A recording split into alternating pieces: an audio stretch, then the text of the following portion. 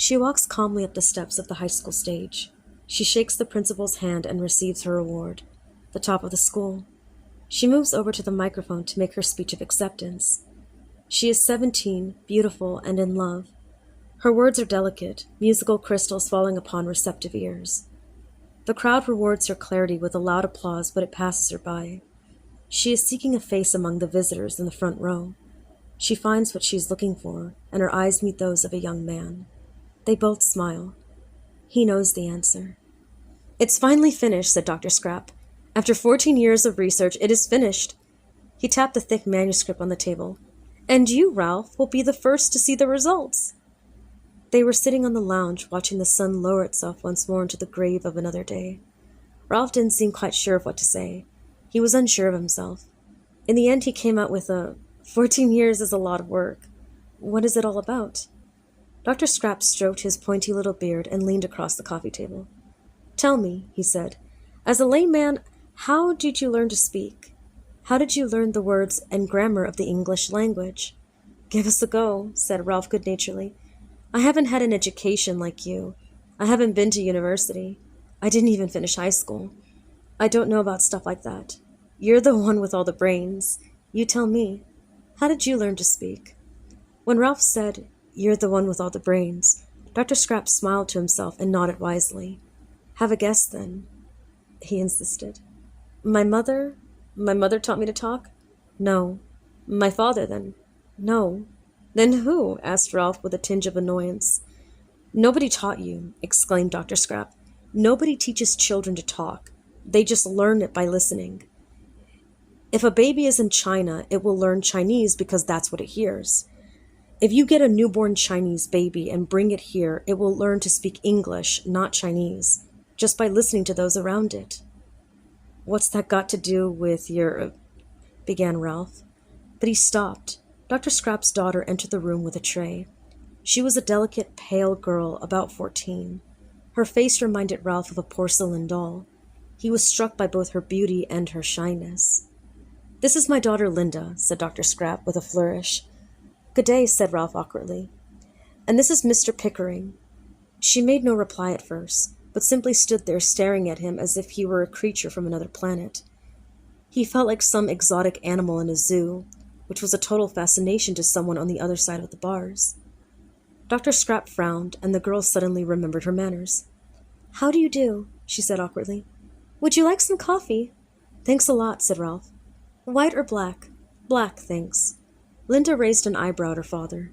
"The usual for me," he said with a smirk. Ralph watched as Linda poured 2 cups of tea and put milk into both of them. She looked up, smiled, and handed him one of the cups. "Thanks a lot," he said. "Salt?" she asked, offering a bowl with white crystals. Ralph looked at the bowl with a red face. He felt uncomfortable in this elegant house. He didn't know the right way to act. He didn't have the right manners. He didn't know why he had been asked for a cup of coffee.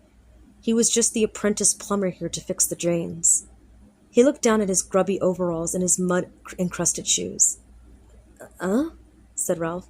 "Salt?" she asked again, holding out the bowl. Ralph shook his head with embarrassment. Did they really have salt in their tea? He sipped from the delicate china cup. He liked coffee, black and with sugar, in a nice big mug. Somehow he had ended up with a white tea, no sugar, and a fragile cup which rattled in his big hands. He had the feeling, though, that Linda had not meant to embarrass him. If there was any malevolence, it came from Dr. Scrap, who was grinning hungrily at Ralph's discomfort. Ralph scratched his head with his broken fingernails.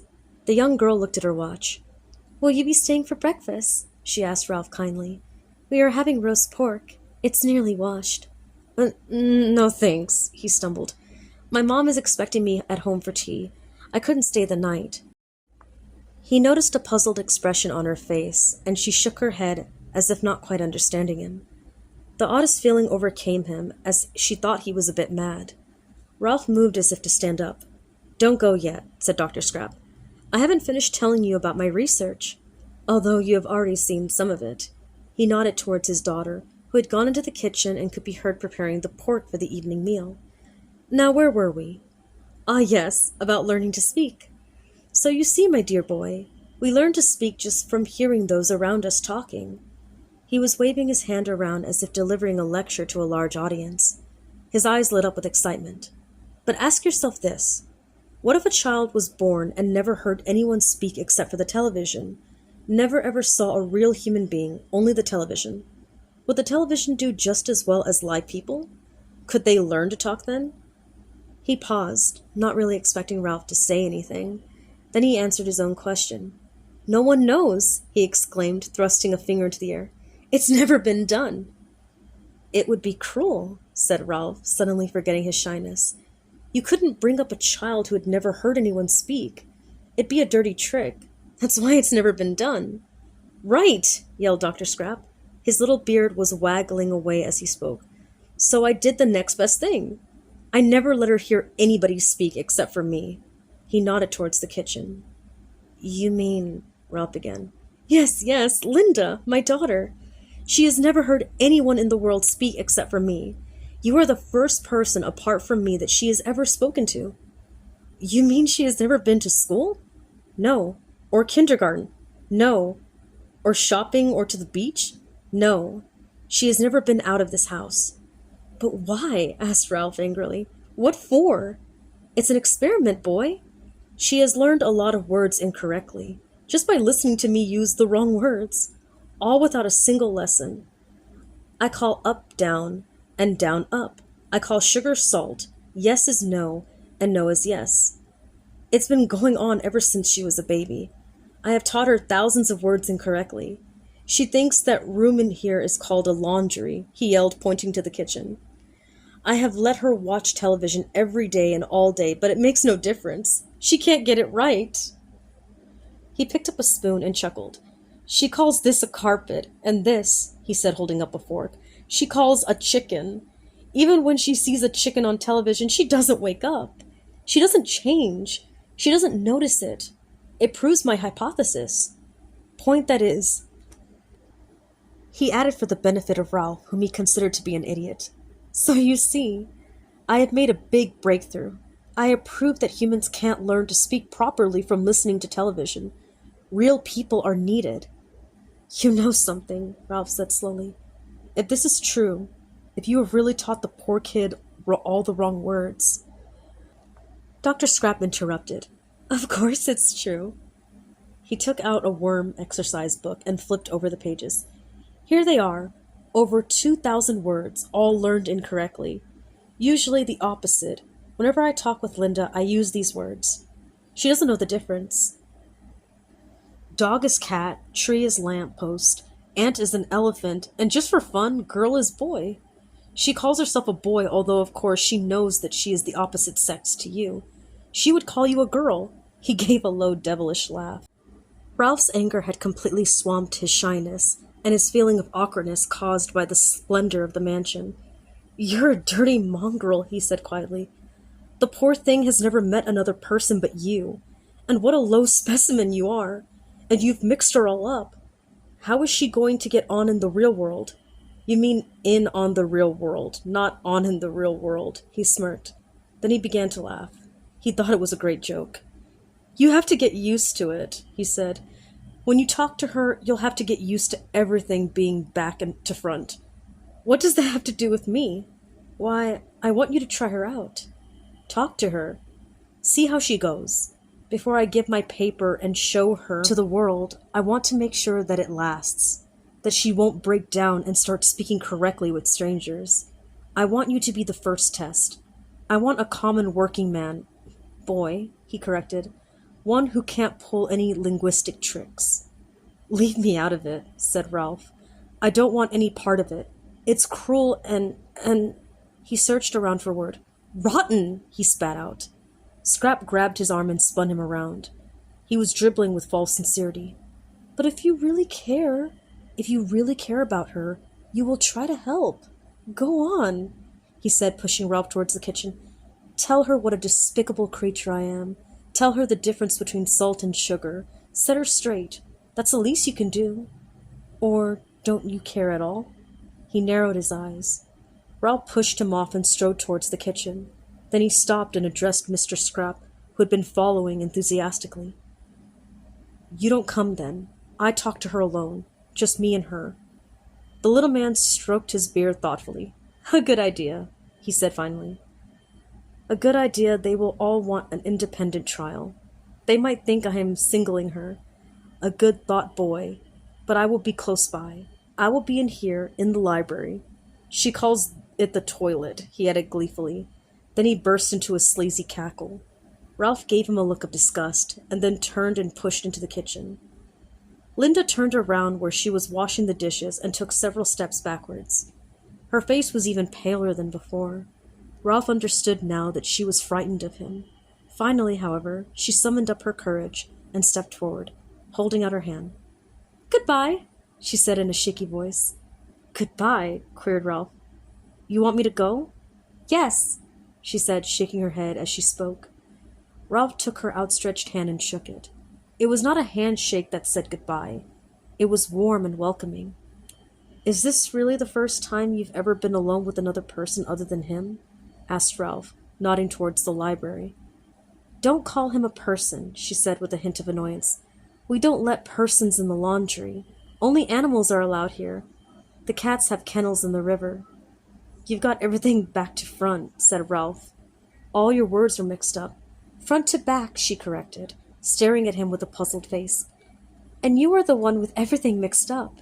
You talk strangely. Are you drunk? I have heard that women behave strangely when they are drunk." Ralph's head began to spin. He couldn't take it all in. He didn't trust himself to speak. He remembered Dr. Scrapp's words. Dog is cat, tree is lamppost, ant is elephant, and just for fun, boy is girl. Linda was looking at him as if he was mad. He walked over to the sink and picked up a fork. "What is this?" he asked, waving it around excitingly. "A chicken, of course," she answered. Ralph could see by her look that she thought that he was the one who was crazy. "And what lays eggs and goes cluck-cluck?" He flapped his arms like wings as he said this. The girl smiled with amusement. "A fork.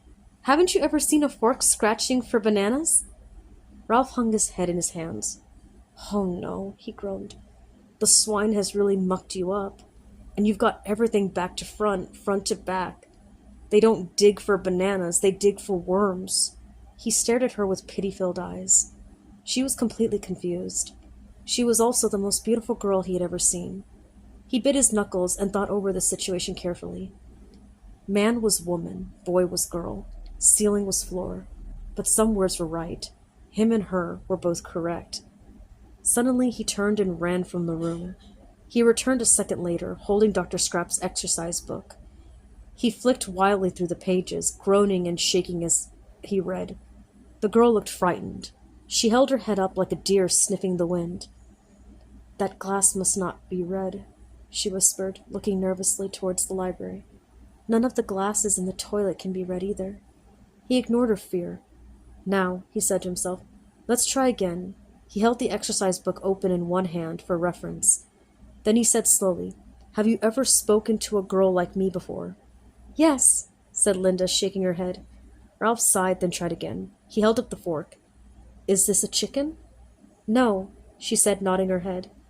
Ralph could see that she was regarding him with a mixture of fear, amusement, and yes, he would say affection. Despite her bewilderment over what she considered to be a strange speech, she liked him. Suddenly, the enormity of the crime that had been worked on this girl overwhelmed Ralph. He was filled with anger and pity, and disgust with Dr. Scrapp. Linda had never been to school, never spoken to another person, never been to the movies or a disco. For 14 years, she had spoken only to that monster. She had been a prisoner in this house. She had never been touched by another person, never been kissed. Their eyes met for an instant, but the exchange was put to flight by the sound of the coughing from the library. "Quick," Ralph said. "There isn't much time. I want you to nod for yes and shake your head for no. Drat, I mean the other way around." He consulted the exercise book. "I mean, nod your head for no and shake your head for yes." He looked again at the book. The words were alphabetically listed. He couldn't be sure that she understood. What if the word for head was foot? Or the word for shake was dance, or something worse? Linda paused and then nodded. He tried again. "Have you ever spoken to another animal except him?" he said, jerking his thumb in the direction of the library. She shook her head sadly. It was true then. Mr. Scrap was true. Would you like to? He asked slowly after finding that like was not listed in the book. She paused, looked a little fearful, and then kept her eyes on his, nodding slowly. Tonight, he whispered, and then checking the book. No, today at midnight. No, sorry, midday. I will meet you, by the lamppost. He pointed out of the window and across the rolling lawns of the mansion. By that lamppost, do you understand? Linda followed his gaze. There was a lamppost at the far end of the driveway, which could just be seen through the leaves of the large gum tree in the middle of the lawn. He took her hand. It was warm and soft, and sent a current of happiness up his arm. He asked her again with a whisper, Do you understand? She nodded, and for the first time he noticed the sparkle in her eyes. I didn't ask you to maul my son, a voice hissed from behind them. Ralph jumped as a grip of steel took a hold of his arm. Dr. Scrap was incredibly strong. He dragged Ralph out of the kitchen and into the lounge. You stay in the laundry, he snarled at Linda as the kitchen door swung closed in her face. Well, my boy, he said with a twisted grin, how did it go? Could you make head or tails of what she said? Or should I say tailor head? He licked his greasy mustache with satisfaction at his little joke. Ralph tried to disguise the contempt he felt. What would happen if she mixed with the people in the real world? He asked. If she was to leave here and go to school, would she learn to talk normally? Dr. Scrap paused and looked carefully at Ralph as if reading his mind. Yes, he said. Of course she would. She would model on the others. She would soon speak just like you suspect. But that's not going to happen, is it? Ralph couldn't contain himself any longer. You devil, he yelled. You've mucked her up all right. She thinks I'm the one who can't talk properly. She thinks I'm a bit crazy. But don't think that I'm going to help you. I'll do everything I can to stop you. You're nothing but a vicious, crazy little monster. He stood up and stormed out of the house. Dr. Scrap gave a wicked smile of satisfaction as Ralph disappeared down the long driveway. It was 30 minutes past midnight, and a few stars appeared occasionally when the drifting clouds allowed them to penetrate. It was a different Ralph who stood waiting beneath the lamppost. Gone were the overalls, work boots, and the smudged face. He wore his best jeans, and his hair shone in the light of the streetlight. He had taken a lot of time over his appearance. He looked anxiously at his watch and then up at the dark house. There was no sign of Linda. She was 30 minutes late. His heart sank as slowly and surely as the sun had done that evening. She wasn't coming. She had dismissed him as a funny-speaking crank, or that evil man had guessed their plan and locked her in her room. It began to drizzle, and soon trickles of water ran down his neck. 1 o'clock, and still no sign of her. He sighed and decided to go. There was nothing more he could do. She wasn't going to show up.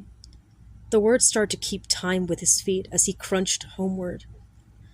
Show up, show up. Linda would have said show down, not show up. A bell rang in the back of his mind, a tiny insistent bell of alarm. Once again he heard Mr. Scrap speaking.